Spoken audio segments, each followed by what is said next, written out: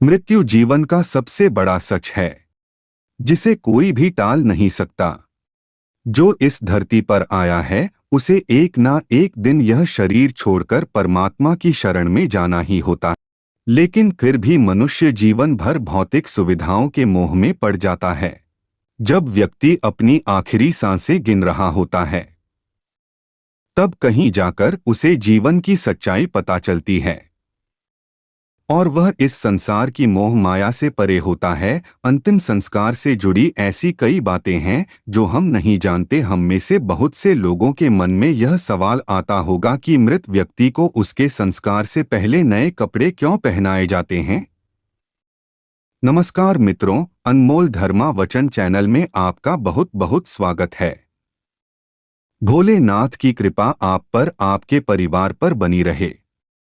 दोस्तों, आज की इस वीडियो में हम आपको बताने वाले हैं कि संस्कार से पहले मृतक को नए कपड़े क्यों पहनाए जाते हैं।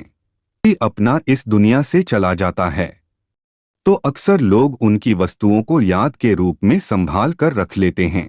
इन वस्तुओं में आम तौर पर कपड़े भी होते हैं। कई बार ऐसा भी होता है कि मृतक के कपड़े उनके घरवाले पहन लेते हैं, लेकिन ऐसा कभी नहीं करना चाहिए। सनातन धर्म के अनुसार मृत व्यक्ति के कपड़े पहनने की सख्त मनाही है। ऐसा माना जाता है कि अगर कोई मृत व्यक्ति के कपड़े पहनता है तो वह अतीत की यादों से बाहर नहीं आ पाता और विशेष रूप से उस व्यक्ति से जुड़ी यादों से बाहर नहीं आ पाता है।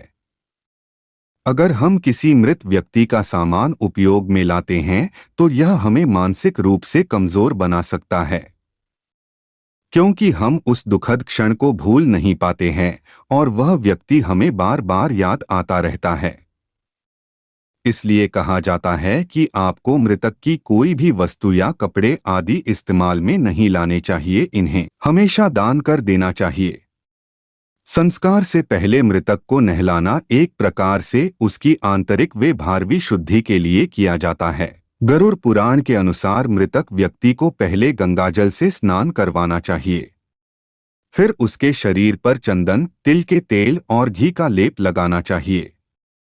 गरुड़ पुराण के अनुसार किसी भी शव को बिना वस्त्रों के नहीं जलाना चाहिए। मृतक के शरीर को पूरी तरह नए वस्त्रों से ढक देना चाहिए और इस बात का विशेष रूप से ध्यान रखना चाहिए कि मृतक के वस्त्र नए हो, शुद्ध हो और सफेद रंग के हो। सफेद रंग शांति और पवित्रता का संकेत होता है। सनातन धर्म में सफेद रंग को शोक, मृत्यु हो और मोक्ष का प्रतीक भी माना जाता है। गरुड़ पुराण में यह भी बताया गया है कि मृत व्यक्ति को पहनाए जाने वाले वस्त्रों को पहले थोड़ी देर धूप में रखना चाहिए और हो सके तो गोमूत्र, गंगाजल का छिड़काव करके उन्हें शुद्ध कर लेना चाहिए। ऐसे करने से कपड़ों के माध्यम से मृत व्यक्ति के शरीर के चारों ओर एक पवित्र कवच बन जाता है, जो शव को बुरी शक्तियां के संपर्क में आने से बचाता है।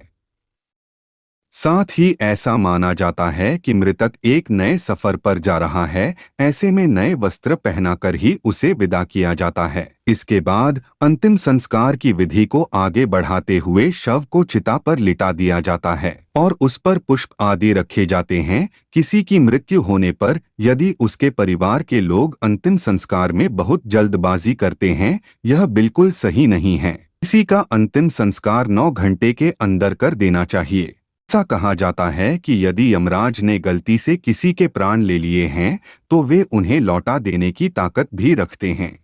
इसलिए कहा जाता है कि किसी के अंतिम संस्कार करने में बहुत जल्दबाजी नहीं करना चाहिए। कम से कम 8 से 9 घंटे रुकना चाहिए। दाह संस्कार के बाद अस्थियों की राख एवं अस्थियों को गंगा जी या अन्य पवित्र नदियों में प्रवाहित कर देना चाहिए। ऐसा करने से मनुष्य के सारे पाप धुल जाते हैं।